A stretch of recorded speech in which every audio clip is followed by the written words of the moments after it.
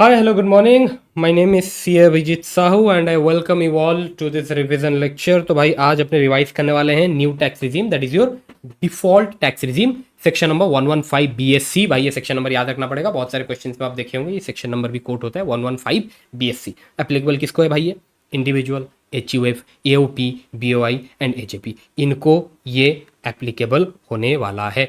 Okay sir, ये new regime में क्या है? सबसे पहले तो भाई इसका स्लैब रेट डिफरेंट रहता है। ओके, ओल्ड रिजीम का एक अलग स्लैब रेट है, न्यू रिजीम का एक अलग स्लैब रेट है। क्या स्लैब रेट है सर इसका? सबसे पहले if your total income is up to 4 lakhs, in that case आपका टैक्स रेट रहने वाला है nil. If your total income exceeds 4 lakh but it is up to 8 lakhs, in that case जो tax rate applicable होने वाला है that is 5%। Income exceeding 8 lakhs but up to 12 lakhs, इस part के ऊपर जो टैक्स रेट एप्लीकेबल होने वाला है that is 10%। Income exceeding 12 lakhs up to 16 lakhs, इसके ऊपर जो टैक्स रेट एप्लीकेबल होने वाला है that is 15%। Income exceeding 16 lakhs but up to 20 lakhs, इसके ऊपर टैक्स रेट एप्लीकेबल होने वाला है 20%। Income exceeding 20 lakhs up to 24 lakhs, इसके ऊपर टैक्स रेट एप्लीकेबल होने वाला है 25%। And income exceeding 24 lakhs, tax rate applicable होने वाला है 30%। बराबर, ये मिसप्रिंट हुआ था, मैंने क्लास में भी रेक्टिफिकेशन करवाया था। बराबर, तो ये हो गया आपका 30%। तो सर यहाँ पर क्या हो रहा है? सबसे पहले तो सर यहाँ पर मेरे को ये नजर आ रहा है भाई, जो आपका न्यू रिजीम है ना, न्यू रिजीम का जो स्लैब रेट दे रखा है उसका बेसिक एग्जाम्पशन लिमिट है 4 लाख का। बेसिक एग्जाम्पशन लिमिट है आपका 4 लाख का, और उसके बाद 4-4 लाख बढ़ाते जाओ और जो टैक्स रेट है उसमें 5% इंक्रीज करते जाओ। ओके, हेलो, क्लास रची। ओके, ये हो गया। नेक्स्ट इज सर, ये तो हो गया। अब सर वो जो आपके कुछ इनकम था ना जो स्पेशल रेट में टैक्सेबल होते थे, जैसे कि आपका 111A, 112A, 112 और ये आपका जो सट्टेबाजी वाले इनकम हो गए, net winning from online game, sir उनका एक स्पेशल रेट था। सर वो स्पेशल रेट अपने पड़े थे, उसका क्या भाई? ये इनकम तो अपने स्पेशल रेट में ही टैक्सेबल होने वाले हैं। जो स्पेशल रेट दे रखा था ओल्ड रिजीम में, as it is same special rate is also applicable in new regime. एक बार मैं वो स्पेशल रेट आपको याद दिला दूं भाई।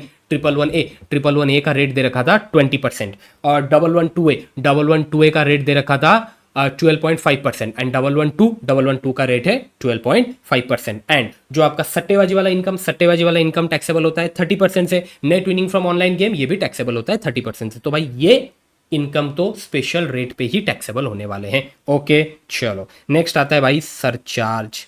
एक बार सरचार्ज देखो, इसमें कोई चेंजेस है क्या? कोई चेंजेस नहीं है। अगर आपका total income up to 50 lakhs है भाई, no surcharge. Total income exceed करता है 50 lakhs but up to 1 CR, in that case 10% surcharge. Total income exceed करता है 1 CR up to 2 CR, in that case 15% surcharge. Total income exceed करता है 2 CR, एक बार अगर आपका टोटल इनकम एक्सीड करता है 2 CR, in that case surcharge का रेट है 25%। लेकिन सर इसके बाद और एक भी था ना, total income exceeding 5 CR 37% surcharge. भाई 37% वाला जो सरचार्ज है ना, that is not applicable in case of new regime. 37% वाला जो सरचार्ज है वो सिर्फ ओल्ड रिजीम में ही है, न्यू रिजीम में नहीं है। देखो नीचे लिखा भी गया है, surcharge rate of 37% is not applicable in this case. और जहां तक बात है हेल्थ एंड एजुकेशन सेस, भाई वो तो इधर भी 4% है। Okay, I hope it is clear, आगे बढ़ सकते हैं। चलो, अब भाई न्यू रिजीम में क्या होता है? सर न्यू रिजीम में कुछ डिडक्शंस और एग्जाम्पशंस ऐसे रहते हैं जो अपने को नहीं मिलते हैं। तो क्या है भाई वो list of deductions and exemptions जो अपने को न्यू रिजीम में नहीं मिलने वाला? भाई चैप्टर वाइज स्टार्ट करते हैं। सबसे पहले सैलरी। ओके, सो सैलरी में आपको एक प्रोफेशनल टैक्स का डिडक्शन मिलता था, बराबर, वो 2500 करके एक प्रोफेशनल टैक्स का डिडक्शन, और एक एंटरटेनमेंट अलाउंस का डिडक्शन मिलता था। सर एंटरटेनमेंट अलाउंस का deduction 1/5 of basic salary 5000 and amount of entertainment allowance received whichever is lower. Entertainment allowance का डिडक्शन मिलता था गवर्नमेंट एम्प्लॉइज को। भाई ये नहीं मिलने वाला न्यू रिजीम में। ओके नेक्स्ट, एलटीए और LTC, leave travel concession. Leave travel concession के अगेंस्ट में अपने को एग्जाम्पशन मिलता था ना, अपने सैलरी चैप्टर में पढ़े थे, वो एग्जाम्पशन भी नहीं मिलने वाला। सर एचआरए के अगेंस्ट में भी अपने को एग्जाम्पशन मिलता था, 3 लिमिट थे, 3 लिमिट में से व्हिचएवर इज लोअर, वो एग्जाम्पशन भी नहीं मिलने वाला। सर अलाउंस के अगेंस्ट में वो जो अलाउंस वाला पार्ट अपने पढ़े थे ना सर, वहां पर भी बहुत सारे एग्जाम्पशन सब पढ़े थे, वो सारे एग्जाम्पशंस नहीं मिलने वाले। अलाउंस के अगेंस्ट में जो भी एग्जाम्पशंस हम पढ़े थे सैलरी वाले चैप्टर में, कुछ भी अलाउ नहीं होने वाला अंडर न्यू रिजीम। बट ध्यान रखना, ये जो 4 अलाउंस है ना, इनके अगेंस्ट में एग्जाम्पशन अभी भी ऑन है। एक है आपका ट्रैवल अलाउंस, एक है आपका डेली अलाउंस, एक है आपका कन्वेंस अलाउंस और एक है आपका transport allowance to blind, deaf, dumb and handicapped employees. ये तीनों के अगेंस्ट में एग्जम्पशन मिलता था, अमाउंट स्पेंड, जितना अमाउंट आपने खर्चा किया उतना एग्जम्पशन मिलता था, और इसके अगेंस्ट में एग्जम्पशन मिलता था 3200 पर मंथ का। ये है आपका अमाउंट स्पेंड। तो ये एग्जम्पशन अभी भी ऑन है, लेकिन ये 4 अलाउंस को छोड़ के जो अदर अलाउंस है उसके अगेंस्ट में कोई भी एग्जम्पशन आपको नहीं मिलने वाला। I hope it is clear. Okay, next, allowance to supreme court, high court जजेस, allowance received from UN and sanctuary allowance, ये सब भी एग्जेम्प्ट हुआ करते थे, हम सैलरी चैप्टर में डिस्कस किए थे, but not in new regime. New regime में ये सारे अलाउंस टैक्सेबल होने वाले हैं। Next chapter, income from other sources. अब ये income from other sources, sorry not income from other sources, income from house property. Okay, तो अब ये जो चैप्टर आ गया इनकम फ्रॉम हाउस प्रॉपर्टी, अब इसमें चेंजेस ये है, इंटरेस्ट ऑन हाउसिंग लोन का जो डिडक्शन हम क्लेम करते थे, इंटरेस्ट ऑन हाउसिंग लोन का डिडक्शन हम क्लेम करते थे under section 24B। Under section 24B interest on housing loan का डिडक्शन अपने क्लेम करते थे। अब जहां तक बात है एसओपी प्रॉपर्टी का, आप जो मैक्सिमम डिडक्शन क्लेम कर सकते हैं for interest on housing loan that is 2 lakh और 30,000 डिपेंडिंग अपॉन द कंडीशंस। अगर कुछ कंडीशंस कंप्लाई होते हैं तो 2 लाख का लिमिट आपको एप्लीकेबल होगा, अदरवाइज आपको 30,000 वाला लिमिट एप्लीकेबल होने वाला है। और ध्यान रखना ये जो लिमिट था, ये लिमिट सिर्फ और सिर्फ एसओपी वाले प्रॉपर्टीज के लिए था। एलओपी एंड डीएलओपी प्रॉपर्टी के अगेंस्ट में इंटरेस्ट ऑन हाउसिंग लोन का आप जितना इंटरेस्ट पे किया हो एंटायर इंटरेस्ट का डिडक्शन आप क्लेम कर सकते हो। बट जहां तक एसओपी वाला प्रॉपर्टी है, एक लिमिट होता था 2 लाख का, 30,000 का लिमिट होता था। बट न्यू रिजीम में भाई एसओपी प्रॉपर्टी के अगेंस्ट में इंटरेस्ट ऑन हाउसिंग लोन का डिडक्शन आप क्लेम ही नहीं कर सकते। दोबारा रिपीट करता हूं, न्यू रिजीम में एसओपी प्रॉपर्टी के अगेंस्ट में इंटरेस्ट ऑन हाउसिंग लोन का डिडक्शन आप क्लेम ही नहीं कर सकते। आई hope it is clear. Next, अच्छा, ये जो आपका हाउस प्रॉपर्टी वाला हेड है ना, इसका और एक पॉइंट भी है जो नीचे अभी अपने एक बार डिस्कस कर लेते हैं। ये हाउस प्रॉपर्टी हेड से अगर आपको कोई लॉस होता है ना, हाउस प्रॉपर्टी हेड से अगर आपको कोई लॉस होता है, हमने कैरी फॉरवर्ड सेटअप वाले चैप्टर में पढ़ा था, हाउस प्रॉपर्टी हेड से अगर अपने को कोई लॉस होता है तो उस लॉस को हम अदर हेड के इनकम के साथ एडजस्ट कर सकते हैं up to a maximum limit of 2 lakh. But अगर आप न्यू रिजीम में हो और आपको हाउस प्रॉपर्टी वाले हेड में कोई भी लॉस होता है, इन दैट केस आप उस लॉस को अदर हेड के इनकम के साथ सेटअप या फिर एडजस्ट नहीं कर सकते एंड बचे हुए लॉस को कैरी फॉरवर्ड भी नहीं कर सकते। दोबारा रिपीट करता हूं भाई, जो हाउस प्रॉपर्टी वाला लॉस है ना, हाउस प्रॉपर्टी हेड वाला जो लॉस है ना, उस लॉस को आप अदर हेड के इनकम के साथ एडजस्ट कर ही नहीं सकते। 2 लाख का लिमिट दे रखा था ओल्ड रिजीम में, न्यू रिजीम में बोल रहे हैं भाई एडजस्ट कर ही नहीं सकते हाउस प्रॉपर्टी के लॉस को अदर हेड के इनकम के साथ, एंड जो बचा हुआ लॉस है उसको कैरी फॉरवर्ड भी नहीं किया जा सकता। नीचे है वो पॉइंट, एक बार रीड कर लेंगे, ठीक है। नेक्स्ट आ जाता है भाई तुम्हारा पीजीबीपी। अब सर पीजीबीपी चैप्टर में क्या चेंज हो गया? सबसे पहले तो भाई जो तुम्हारा 10AA का डिडक्शन है ना, वो एसीजेड वाले यूनिट्स के लिए डिडक्शन वाले चैप्टर में आपने पढ़े थे, नहीं मिलेगा। ओके, एडिशनल डिप्रिसिएशन 20% नहीं मिलेगा। Contribution to Indian company engaged in research and development section 35 हो गया। सेक्शन 35 के तहत वो अपने को डिडक्शन मिलता था जितना भी हम कंट्रीब्यूशन करेंगे टू ए इंडियन कंपनी जो एंगेज्ड है रिसर्च एंड डेवलपमेंट में फॉर साइंटिफिक रिसर्च, उसका डिडक्शन अपने को मिलता था, नहीं मिलेगा। Contribution to approved research association, institution, college and university. Okay, अब ये इसको मैंने आपको इसका एक शॉर्ट फॉर्म बताया था,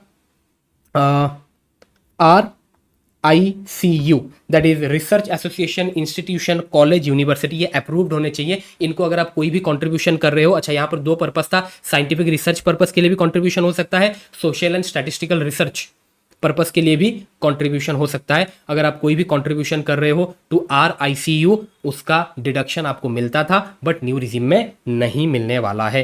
contribution to IIT and national laboratory, तो ये IIT एंड नेशनल लेबोरेटरी को अगर कोई भी आप कंट्रीब्यूशन करते हो फॉर साइंटिफिक रिसर्च, अगेन उसका भी डिडक्शन मिलता था अपने को ओल्ड रिजीम में, न्यू रिजीम में नहीं मिलने वाला है। Deduction for specified business, section 3580, specified business के अगेंस्ट में जो कैपिटल एक्सपेंडिचर का डिडक्शन मिलता था वो भी नहीं मिलने वाला भाई साहब। इनकम फ्रॉम अदर सोर्सेस आ गया। Daily allowance, constituency allowance received by MP MLA, ये जो daily allowance constituency allowance received by MP MLA है, ये उनके हाथ में एग्जेम्प्ट हुआ करता था ओल्ड रिजीम में। न्यू रिजीम में भाई नो एग्जम्पशन अवेलेबल। अच्छा, अब जहां तक क्लबिंग वाला बात है, जब एक माइनर का इनकम उसके पेरेंट्स के हाथ में क्लब होता है तो फिर पेरेंट्स को एक एग्जम्पशन मिलता था 1500 पर चाइल्ड का, 1500 पर चाइल्ड का एक एग्जम्पशन मिलता था। That exemption is no more available under new regime. Okay, next deduction. भाई ये चैप्टर तो पूरा ही साफ कर दिए. जो डिडक्शन वाले चैप्टर में जितने भी डिडक्शन अपने पढ़े थे भाई, 80C, 80CCC, 80CCD हो गया आपका, उसके बाद 80D, 80DD, उसके बाद तुम्हारा 80G हो गया, जो भी पढ़े थे 80TTA, 80TTB, कुछ नहीं भाई, कोई भी डिडक्शन नहीं मिलने वाला. Okay, so deductions of chapter 6 है. चैप्टर 6 है कि जितने भी डिडक्शंस पढ़े थे भाई कुछ नहीं मिलने वाला, बट 3 डिडक्शंस अभी भी ऑन रखे हैं. ओके, बोले भाई पूरा डिडक्शन वाला चैप्टर उठा के फेंक दिए. न्यू रिजिम में बोलते हैं कि भाई कोई डिडक्शन नहीं मिलेगा, बट 3 ऐसे डिडक्शन है जो अभी भी ऑन है. सबसे पहला है आपका 80JJA. Okay, deduction for additional employee cost. Additional employee cost का जो डिडक्शन मिलता था ना 30% ऑफ एडिशनल एम्प्लॉय कॉस्ट, तो वो अभी भी ऑन है. Okay, 80CCD2. 80CCD2 that is employer's contribution to NPS. Employer's contribution to NPS, जो एम्प्लॉयर्स कॉन्ट्रीब्यूशन टू एनपीएस है ना, उसका डिडक्शन 80CCD2 में मिलता था और वो न्यू रिजीम में भी ऑन है. 80CCH2, 80CCH2 employer's contribution to Agniveer corpus fund, again ये भी ऑन है. तो ये जो 3 डिडक्शंस है, ये 3 डिडक्शंस अभी भी एसएससी क्लेम कर सकता है अंडर न्यू रिजीम. क्या है भाई? 80JJA. Okay, that is your additional employee cost का जो डिडक्शन मिलता था. 80CCD2 that is employer's contribution to NPS. 80CCH2 employer's contribution to Agniveer corpus fund. ध्यान रखना 80CCD2 लिखा है भाई.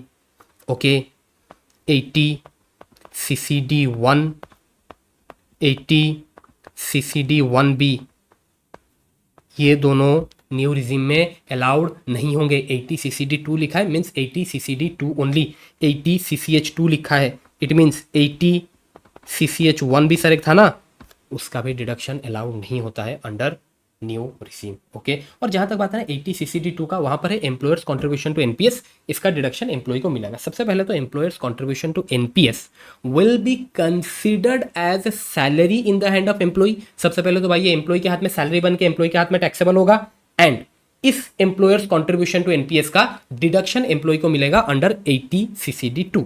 अब डिडक्शन कितना मिलेगा सर? सर वो तो था कि 14% of salary for government employee, और सर प्राइवेट वालों के लिए था 10% ऑफ सैलरी. और सर इधर सैलरी का मतलब क्या था? सर इधर सैलरी का मतलब था basic salary plus DNS allowance in terms. अब ये जो 10% था ना भाई, अगर तुम न्यू रिजिम में हो ना, ये 10% को 14% कर दिया गया. प्राइवेट वालों के लिए जो 10% था उसको 14% कर दिया गया है. ओके, चलो आगे बढ़ते हैं. Next is other points. कुछ अदर पॉइंट्स से डिस्कस कर लेते हैं भाई. सबसे पहला सैलरी. सैलरी के में सैलरी वाले चैप्टर में एक स्टैंडर्ड डिडक्शन अपने पढ़े थे ना 50,000 का, है ना, बराबर एक 50,000 का स्टैंडर्ड डिडक्शन था. तो न्यू रिजीम में ये 50,000 के स्टैंडर्ड डिडक्शन को बढ़ा के 75,000 कर दिया गया है.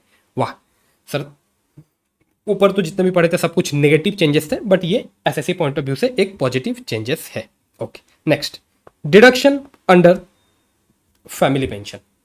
फैमिली पेंशन के अगेंस्ट में जो डिडक्शन मिलता था, अगर आप लोगों को याद हो अपने पढ़े थे, 33.33% of amount, that is your amount of pension. जो आपका पेंशन अमाउंट है उसका 33.33%, that is 1/3 of pension amount, और 15,000 व्हिच एवर इज लोअर, इतना डिडक्शन मिलता था. बट अगर आप न्यू रिजीम में हैं, ये 15,000 को 25,000 कर दिया गया है. 1/3 ऑफ अमाउंट ऑफ पेंशन और 25,000 व्हिच एवर इज लोअर, वो डिडक्शन आपको मिलने वाला है. Again it is a positive change from the point of view of SSC. Okay, next ये पॉइंट ऑलरेडी डिस्कस कर चुके हैं, देख लो भाई. House property loss can not be set up against any other head and can not be carried forward to future years. Okay, ठीक. SSC can not brought forward or setup losses and unabsorbed depreciation relating to above deductions. जो deductions को या फिर exemptions को हमने restrict कर दिया इन new regime में जिन डिडक्शंस को हमने रेस्ट्रिक्ट कर दिया, अगर उस डिडक्शन के चलते आपको कोई लॉस हो रखा है, आपको कोई अनएब्जॉर्ब्ड डेप्रिसिएशन एक्यूमुलेट आप कर रखे हैं, such losses, such unabsorbed depreciation cannot be carried forward to future and cannot be set up. Okay, और ध्यान रखना भाई, AMT is not applicable. Okay, AMT के जो प्रोविजंस अपने पढ़े थे डिडक्शन वाले चैप्टर के लास्ट में, ओके, तो एएमटी वाले प्रोविजंस एप्लीकेबल नहीं होने वाले अगर आप न्यू रिजीम में है। ओके, अल्टरनेट मिनिमम टैक्स, है ना।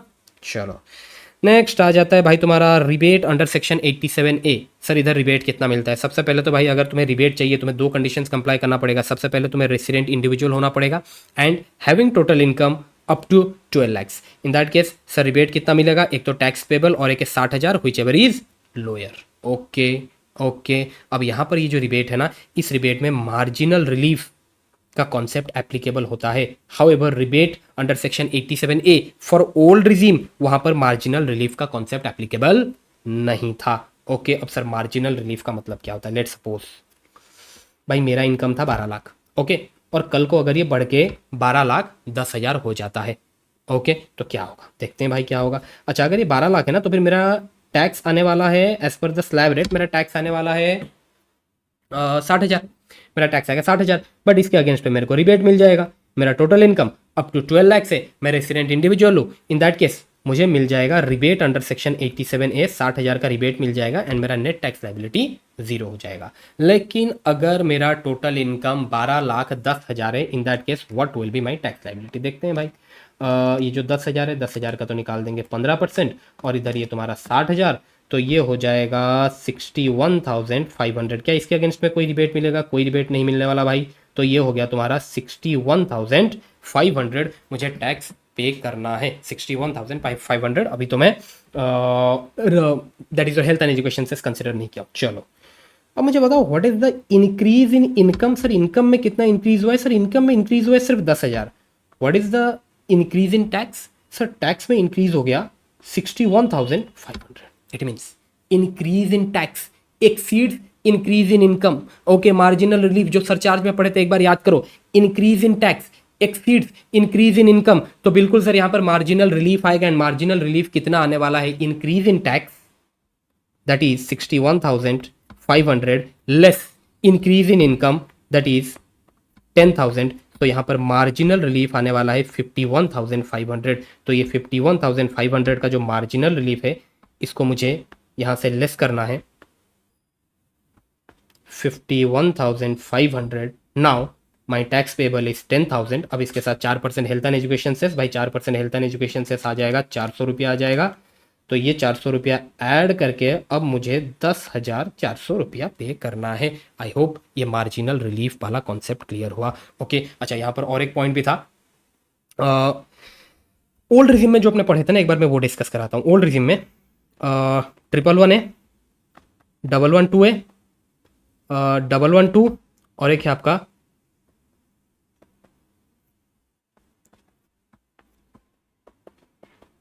सट्टेबाजी, सट्टेबाजी वाला इनकम, और एक है तुम्हारा नेट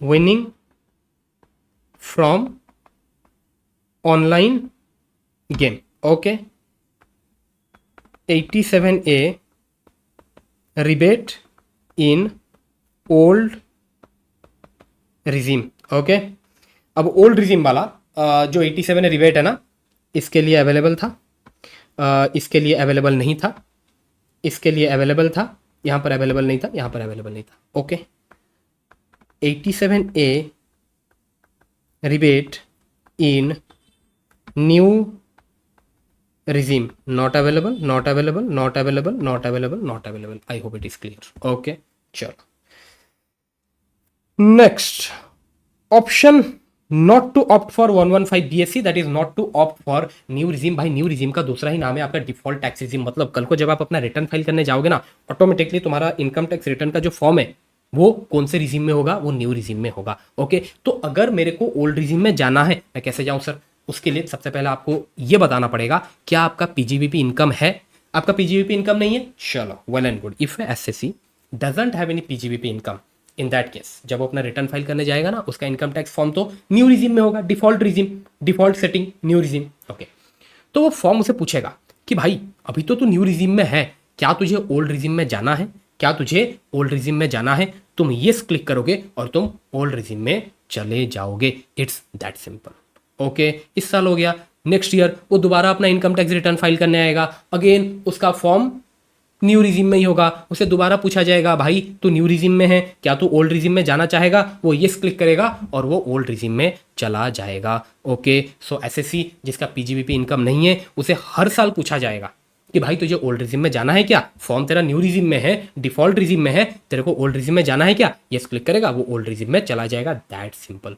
ओके, अब वो एसएससी जिनका पीजीबीपी इनकम है, लोचा उनका है, लोचा उनके साथ है। अब उनके साथ क्या होने वाला है भाई, देखो सबसे पहले रिटर्न फाइल करने गए, ओके, इनका पीजीबीपी इनकम है बराबर, वो रिटर्न फाइल करने गए, सबसे पहले जो उनका इनकम टैक्स वाला फॉर्म होगा वो होगा आपका न्यू रिजिम में बराबर। अब उनको पूछेगा कि भाई तुम्हारा income tax form new regime में है, तुम्हें ओल्ड रिजिम में जाना है क्या, तुम्हें ओल्ड रिजिम में जाना है क्या, वो बोलेगा यस यस बिल्कुल जाना है, वो यस क्लिक करेगा।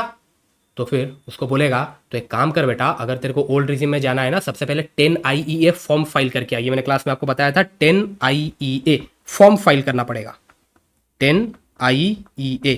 ओके, अगर उसे ओल्ड रिजिम में जाना है उसे 10 IEA फॉर्म फाइल करना पड़ेगा, उस फॉर्म के डिटेल्स उसे देना पड़ेगा, तब वो चला जाएगा ओल्ड रिजिम में। और एक बार वो ओल्ड रिजिम सिलेक्ट कर लिया ना, जब वो नेक्स्ट ईयर अपना इनकम टैक्स रिटर्न फाइल करने आएगा उसका फॉर्म ओल्ड रिजिम में ही होगा।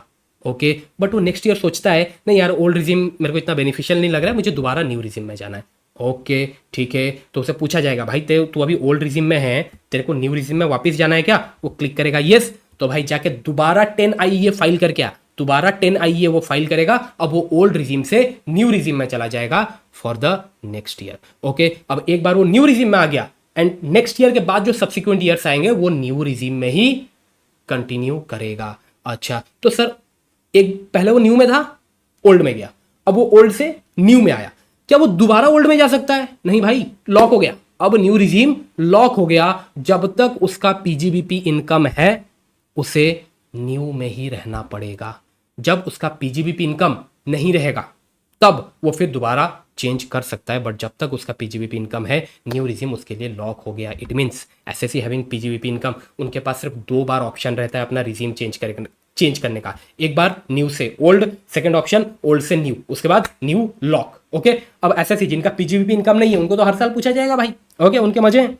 चलो, new regime for company and cooperative society. अब देखो यहाँ से प्रैक्टिकल क्वेश्चन नहीं आ सकता बट एमसीक्यू जरूर आ सकता है, तो एक बात ध्यान रखना। तो जहां तक बात है कंपनी का, डोमेस्टिक कंपनी, अगर वो ऑप्ट करता है for section 115BAA, in that case उसके ऊपर जो टैक्स रेट लगने वाला है दैट इज 22%। कंपनी का जनरल रेट रहता है, डोमेस्टिक कंपनी का जनरल रेट रहता है 25% और 30%, तो एक डिस्काउंटेड रेट है 22%।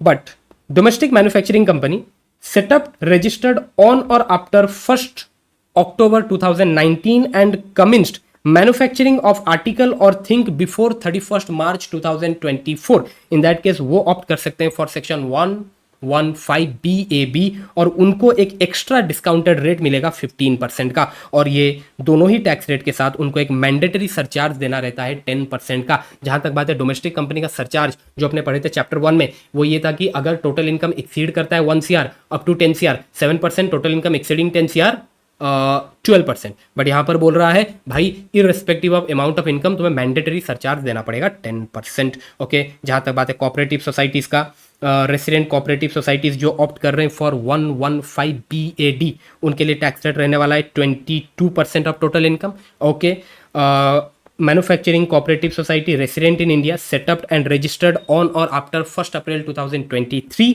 And commence manufacturing of article or thing before 31st March 2024, और अगर वो एक्सरसाइज करते हैं option under section 115BAB, in that case उन्हें एक एक्स्ट्रा डिस्काउंटेड टैक्स रेट मिलेगा that is 15%, and in this case also surcharge of 10% is applicable irrespective of income. Okay, with this new regime अपना खत्म हुआ भाई। Next मिलते हैं TDS TCS वाले चैप्टर के रिविजन लेक्चर के साथ। Till then, thank you.